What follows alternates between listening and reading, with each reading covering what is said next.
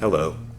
This is sort of an extra optional video, since most of the story in this backstory is covered in the intro video, but I don't want to have to read it more than once since I plan to play all 3 difficulties. It's all the same map, but there are key differences between each of them. Each plays differently, and again I'm planning to play all 3 of them, but it would be, since they're probably going to be long anyway, I'm making this separate video with the backstory that's included with the mission. The inverted Manse. After Garrett steals the Spirit Stone from the hideout of the Resurrection, the Hammers, in need of all the help they can get with the Mechanist, demand it back. Likewise, the Keepers are interested in protecting it themselves, since they were the ones who told Garrett about the job in the first place. However, before Garrett gives it to either, he is interested in finding out exactly what the Spirit Stone is and what its powers are. He spends some time researching its origins and finally learns how it was found.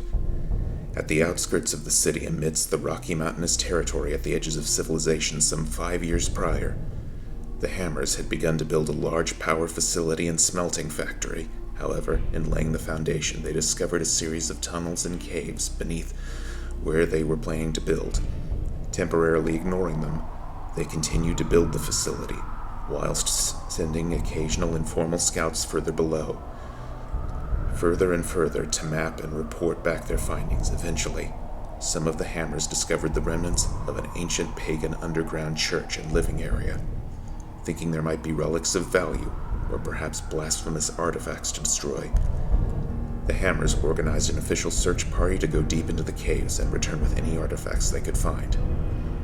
Several days after the party left, only 2 members returned, covered in blood and appearing stark raving mad, claiming the caves were infested with the undead and were riddled with dark magic and the spirits of forgotten gods. However, they returned with the Spirit Stone, which they claimed emanated an aura partially responsible for raising the dead. Believing that they had found the source of the dead's animation, the Hammers sent in another party almost immediately to eliminate the undead and gain other treasures. This time, all of the members returned as zombies. The workers stationed at the growing factory were forced to fight with their resurrected comrades, and many were killed in the battle. Claiming the site to be an unholy region which at the time they could not contain, they ceased construction and sealed the entire area. Over time, the Spirit Stone, due to its apparent powers of healing, was labeled holy instead of unholy by the Hammer Cardinals, so that it could be secretly used in the war against the rising powers within the church. Because the Hammers who returned from the first expedition were quite mad, its true powers and capabilities were left unknown, as were its unholy origins. Believing he will find the secrets, as well as a host of treasure in the haunted realm, Garrett intends to sneak into the abandoned factory and descend into the tunnels, brandishing the best weapons he can find.